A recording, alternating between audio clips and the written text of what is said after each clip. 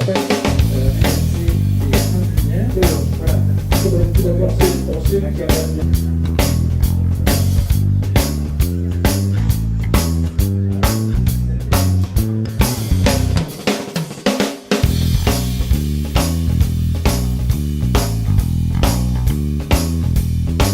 Le syndicat de l'éclairage aujourd'hui, c'est des fabricants de lampes, sont des fabricants de candélabres, de luminaires d'éclairage extérieur et intérieur. Il y a une cinquantaine de sociétés donc, qui sont présentes au syndicat de l'éclairage et qui ont entre autres lieu de défendre notre fabrication française, mais également les bonnes pratiques de l'éclairage. Promouvoir les valeurs et les bienfaits donc d'un bon éclairage, de jour mais également de nuit, c'est-à-dire prendre en compte tout ce qui va être thématique de biodiversité, mais également choix de la couleur des lampes que l'on va utiliser. C'est promouvoir aussi la place de l'éclairage dans les économies d'énergie. Il y a énormément de solutions qui existent aujourd'hui sur le marché avec la LED, mais également les solutions intelligentes que l'on met derrière la LED. Donc, c'est toujours des paramètres importants pour économiser le temps d'utilisation de la lumière et la puissance que l'on y met. 91% aujourd'hui des Français considèrent que moderniser, pas seulement uniquement changer vers des solutions moins énergivores, mais moderniser l'éclairage, c'est quelque chose qui s'impose. Donc, on parle beaucoup aujourd'hui de villes intelligentes, de smart city, de villes communicantes. On a du réseau de fibre optique dans certaines communes. On a des choses telles que de la détection de présence sur des pistes cyclables et autres. Donc, on n'éteint pas systématiquement l'éclairage la nuit dans nos communes. Et effectivement, pratiquement la totalité des Français pensent qu'il faut rénover et qu'il y a énormément de solutions qui existent aujourd'hui pour rénover et c'est quelque chose d'important.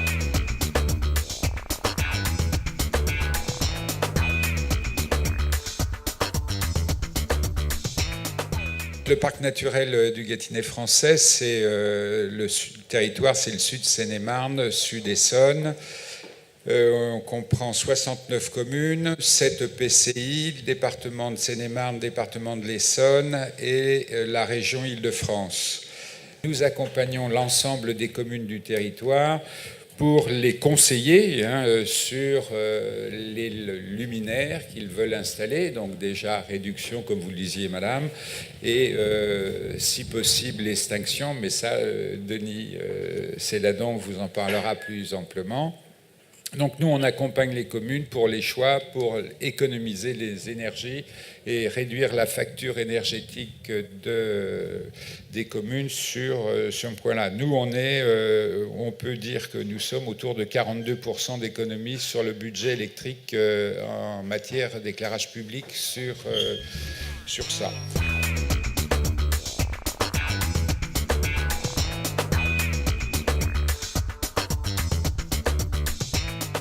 Quelques chiffres quand même. 74% des habitants du parc vivent donc actuellement sans éclairage une partie de la nuit. Avec 3 communes qui vont éteindre, ce chiffre passera à 77%, soit 90% des communes du parc. Il faut savoir que l'obscurité conditionne la vie de nombreuses espèces animales. 30% des vertébrés, 60% des invertébrés sont des animaux nocturnes. Donc les éclairages artificiels extérieurs créent une pollution lumineuse, source de perturbations significatives pour les écosystèmes, notamment en modifiant la communication entre les espèces, les migrations, les cycles de reproduction et le système poids-prédateur. L'éclairage d'extérieur est la deuxième cause d'extinction des insectes. Or, ces insectes ont un rôle majeur dans le maintien des écosystèmes. Voilà. Et les ampoules à base sodium émettent moins d'UV que toutes les autres sources. Donc sur l'aspect bien-être, donc, le fait d'éteindre améliore la qualité du sommeil en évitant la lumière intrusive. L'alternance jour-nuit est essentielle aussi pour l'homme. Donc la lumière agit sur la production d'une hormone, la mélatonine, responsable des rythmes biologiques. Donc cette hormone n'est sécrétée que dans l'obscurité. Or, beaucoup des lampadaires éclairent les façades des habitations encore et peuvent gêner la qualité du sommeil. Voilà. Donc, conséquence de l'absence d'obscurité à long terme, c'est des insomnies, de la fatigue, de la dépression. Donc, il faut prévenir cet aspect-là des lumières intrusives la nuit. Sur le territoire du parc, on a constaté des économies d'énergie, de gaz à effet de serre et des économies financières. Ces deux types d'économies, de la tranquillité la nuit et une satisfaction générale des habitants, des élus, même de la gendarmerie aussi, les astronomes. Voilà, aucune commune n'a rallumé. Ça, c'est aussi quelque chose qu'il faut... Il n'y a pas eu de retour en arrière. Il n'y a pas eu de retour en arrière. Alors, après, les gens, ils sont allés soit directement, soit en faisant une expérimentation avec la population. Mais tous ceux qui ont tenté, je vais dire, l'aventure, ne sont jamais revenus en arrière.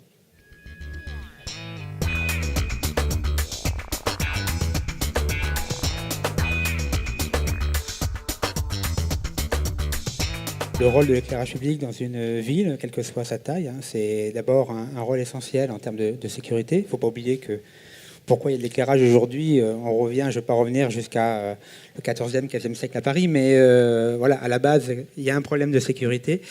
L'éclairage a également un rôle essentiel en termes d'ambiance lumineuse du territoire, de la ville, et puis ça valorise énormément quand même les espaces, et j'y reviendrai parce que c'est vraiment un levier très important d'attractivité. Pour moi, la base, c'est vraiment la réponse du ministère de l'Intérieur à la question qui a été posée par un sénateur en 2015 sur faut-il éclairer et comment. Et donc je vous l'ai mis à l'écran, et qui dit notamment que l'éclairage public ne saurait être supprimé. Il appartient au maire de rechercher un juste équilibre. Donc, on fait le lien juste équilibre, éclairer juste, entre objectifs d'économie d'énergie et de sécurité. Les solutions techniques, c'est pas exhaustif, mais les plus évidentes, ça peut être déjà d'optimiser ses abonnements. Ça peut l'air tout bête comme ça, mais je suis dans une ville également, et le nombre d'abonnements qu'on paye, surdimensionnés et qu'on paye pour rien, déjà il y a des économies à faire. Des achats groupés d'énergie, pour pouvoir faire baisser le prix des kilowattheures, ça c'est vraiment efficace. Notamment sur des territoires qui peuvent se regrouper et pouvoir faire des accords cadres assez intéressants. Moi, je suis toujours surpris lorsque je me promène de voir des luminaires allumés à 8h20 alors que le soleil s'est levé à 8h, donc ça fait 20 minutes, mais 20 minutes multipliées par 365 jours, voilà. Il y a vraiment beaucoup de communes qui ont des gros problèmes sur les commandes d'allumage.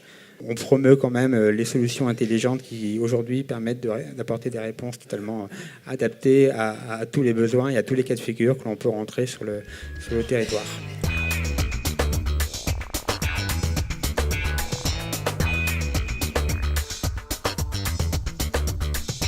Dans les zones non éclairées, on ne constate pas davantage d'accidents de la route. C'est pas plus dangereux pour l'automobiliste ou pour le piéton? C'est plus dangereux. Mais comme c'est plus dangereux, l'usager est plus attentif. Il réduit sa vitesse, comme on l'a vu précédemment.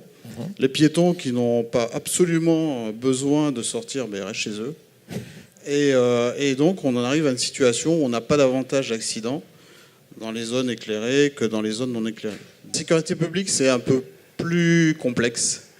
L'extinction ou l'éclairage influe, mais pas de manière générale. Je m'explique. Il y a certains types d'infractions qui auront tendance peut-être à augmenter, d'autres à diminuer lorsque l'on éteint. Vous avez parlé des tags. C'est un fait que lorsqu'une façade n'est pas éclairée, il est difficile pour le tagueur d'y apposer des inscriptions. À l'inverse, pour les cambriolages, il est peut-être plus facile de se dissimuler dans l'obscurité pour repérer si une maison est habitée ou pas, s'il y a de la lumière à l'intérieur ou pas. Donc ça peut favoriser une augmentation des cambriolages. Mais je le répète, ce n'est pas général et ce n'est pas d'application stricte, ce sont des risques. On note une augmentation de l'insécurité ressentie par les habitants des zones non éclairées. Je suis dans le noir, donc je crains d'avoir un problème. C'est ça. Si on a mis en place de l'éclairage public, ça répondait à certains besoins, certaines demandes.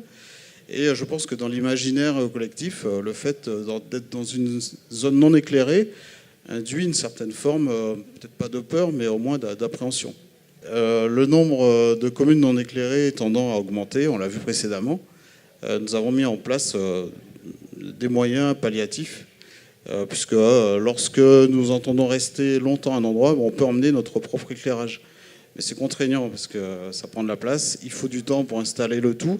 Donc, et surtout, lorsqu'on veut s'installer à un endroit de manière inopinée, on ne peut pas. Donc ça nous pose des difficultés.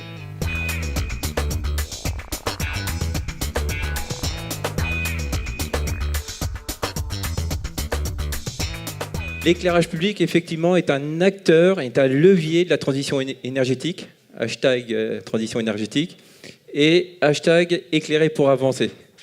Donc pareil, ce sentiment d'être en sécurité, de voir au loin, mais de couper la nuit ou pas, générale ou localisée, effectivement, cette décision, elle appartient à monsieur le maire, madame le maire, qui a la connaissance de son territoire, de son cœur de village, de ses quartiers, qui a la connaissance également de l'activité nocturne des commerçants, des professions qui permettent de travailler la nuit, des zones plus pavillonnaires ou dortoirs. Et puis également, on le sait tous, il y a la contrainte budgétaire, effectivement le budget de maintenance, fonctionnement qui est baissé, ce budget énergétique qu'il faut réduire à travers la facture d'électricité. Donc il faut savoir que quand même, votre facture d'électricité en éclairage public, c'est 55% de consommation. Pour accompagner effectivement les élus dans leurs décisions, donc, nous en tant que techniciens, on ne peut pas prendre la décision auprès des élus, mais on peut apporter des outils. Et ces outils peuvent être sous forme de solutions, de moyens technico-économiques pour moderniser votre parc. Alors effectivement, on parle de l'armoire d'éclairage public, on parle aussi de luminaires. Et tout ça passe par un état des lieux. Donc on accompagne les communes dans leur modernisation de leur patrimoine d'éclairage public et ça leur permet de bénéficier de notre expertise dans ce domaine. Et puis également, on a des incitations financières. On accompagne aussi les communes sur du remplacement de points lumineux subventionnés. Par exemple, un candélabre peut être aidé jusqu'à 1 000 € par point lumineux.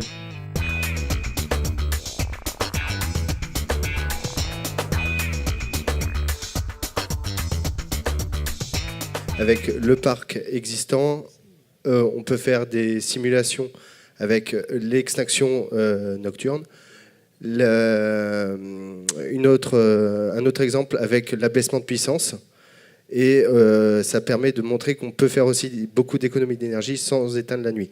Après, c'est vrai que toutes les communes ont sa façon de faire en voulant éclairer ou éteindre. Donc nous, comme Stéphane a dit, on est vraiment là pour vous accompagner. Le décisionnaire final, ça sera toujours monsieur ou madame le maire. Dans le retour des expériences, donc avec Stéphane, ce qu'on a fait, c'est quand on accompagne les communes, du début jusqu'à la fin, on vous accompagne et quand on peut le faire, on fait des mesures aux armoires avant et après. Donc ça permet de voir quelle est la différence entre les consommations initiales et finales.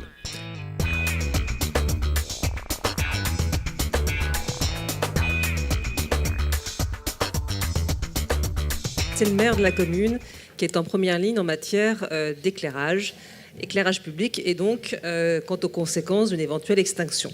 Je vous rappelle simplement, sans vouloir remonter à Mathusalem, qu'au départ, ce sont des édits royaux qui imposaient aux riverains des voies publiques d'allumer chacun leur bord de fenêtre en mettant des chandelles, des lampes à huile et autres. Et la décision de transférer la compétence au maire des communes est relativement récente à l'échelle de l'histoire, puisqu'elle date de 1884. Depuis 1884, c'est effectivement le maire qui a la compétence qu'il ne peut pas déléguer s'agissant de la décision d'éclairer ou pas un endroit de sa commune, et c'est lui qui en assume la responsabilité. Ça peut être une responsabilité administrative, ça peut également être une responsabilité pénale. Donc la compétence de la commune en matière d'éclairage public, deux buts à cette compétence. D'une part, c'est assurer, comme je vous l'ai dit, la sécurité des déplacements des personnes et des biens, et d'autre part, la mise en valeur des éléments monumentaux de la commune. Ce qu'il faut avoir en tête, c'est qu'on est dans une société où la recherche de responsabilité est maintenant devenue un peu un principe. C'est-à-dire que les gens, lorsqu'il leur arrive quelque chose, il faut qu'ils trouvent un coupable. Ça veut dire que si effectivement un accident se produit sur le territoire de votre commune et que, comme par hasard, vous avez pu mettre en place le dispositif d'extinction nocturne, sachez que le réflexe, ce sera de déterminer pourquoi la commune a notamment décidé d'éteindre l'éclairage sur son territoire. Donc, Veiller à prendre un arrêté déjà pour décider de l'extinction nocturne ou des périodes d'extinction, de déterminer les périodes d'extinction et surtout d'aviser la population. La population locale, mais évidemment celle qui traverse le territoire de votre commune, avec des panneaux à l'entrée de l'agglomération, en précisant que vous avez décidé de passer à cette mesure d'extinction nocturne, en précisant également les horaires, pour que le conducteur, normalement vigilant et avisé, je vais dire, puisse adapter également sa vitesse et son mode de conduite à cette situation particulière. Donc il faut avoir un réflexe d'information des usagers de la voie publique pour éviter qu'en cas de difficulté, votre responsabilité soit recherchée. Alors recherchée, on n'évitera pas, mais en tout cas retenue par les juridictions administratives.